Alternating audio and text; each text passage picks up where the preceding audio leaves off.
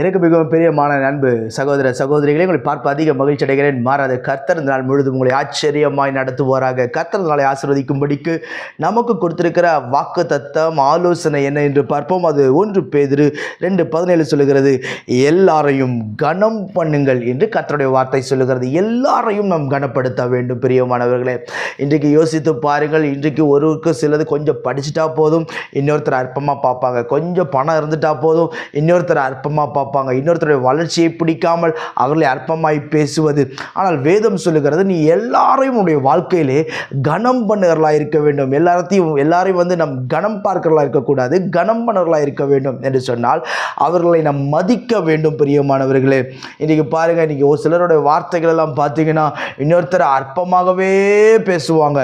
இன்னொருத்தருக்கு ஒன்றுமே தெரியாதுன்னே பேசுவாங்க. தனக்கு தான் எல்லாம் தெரியும், தான் தான் பெரிய ஞானி என்று சொல்லி.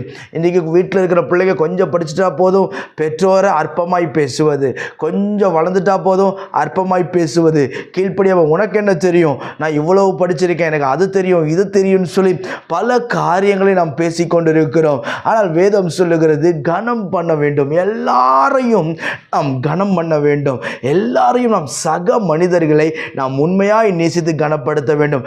நம்மை விட மேன்மையாய் நாம் எல்லாரையும் எண்ண வேண்டும். பிரியமானவர்களே, அதைதான் கர்த்தர் நமக்கு கற்றுக் கொடுக்கிறார்.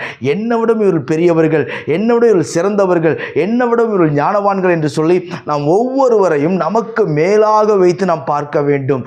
அப்படி பார்க்கும் பொழுதுதான் கர்த்தர் ஆசீர்வதிப்பார். எப்படிப்பட்ட கனத்தை கர்த்தர் எதிர்பார்க்கிறார் தெரியுமா? எப்படிப்பட்ட கனத்தை நீங்களும் நானும் தர வேண்டும் என்று கர்த்தர் விரும்புகிறார். ரோமர் 12:10 சொல்லுகிறது, கனம் பண்ணுவதில் ஒருவருக்கொருவர் முந்தி கொள்ளுங்கள் என்று கர்த்தர் சொல்லுகிறார். முந்தி நாம் கனப்படுத்த வேண்டும். அவங்க என்னை விஷ் பண்ணால் மட்டும்தான் நான் அவங்கள விஷ் பண்ணுவேன். அவங்க எனக்கு ஸ்தோத்திரம் சொன்னால் மட்டும்தான் நான் அவங்களுக்கு ஸ்தோத்திரம் சொல்லுவேன். அவங்க என்கிட்ட ஃபஸ்ட்டு அவங்களா பேசினாதான் நான் பேசுவேன். அப்படி இருக்கக்கூடாது.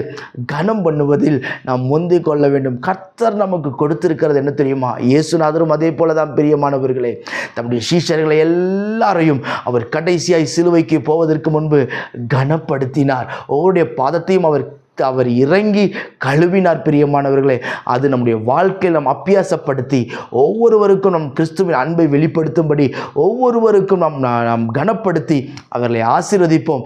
நம் கிறிஸ்துவின் பிரமாணத்தை மற்றவர்களுக்கு போதிப்போம்.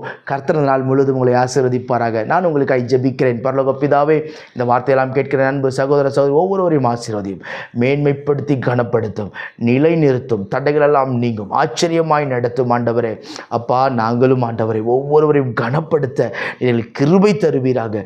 மேன்மைப்படுத்தும், நிலை நிறுத்தும். ஆண்டவரை, யாரையும் நாங்கள் அற்பமாக எண்ணக்கூடாதப்பா. ஒவ்வொருவரையும் நாங்கள் கனப்படுத்த கர்த்தர்கள் கற்றுத்தாரும். உங்களுடைய பிரமாணத்தை நாங்கள் ஒவ்வொருவருக்கும் நாங்கள் போதிக்க கத்த கிருபை தாரும். தாழ்த்தி ஒப்புக்கொண்டு இந்த நாள் முழுவதும் பிள்ளைகளை ஆச்சரியமாய் நடத்தும், பாதுகாத்துக் கொள்ளும். இயேசுவின் நாமத்தில் ஜெபிக்கிறேன் ஜீவனுள்ள பிதாவே. ஆமேன், ஆமேன். God bless you.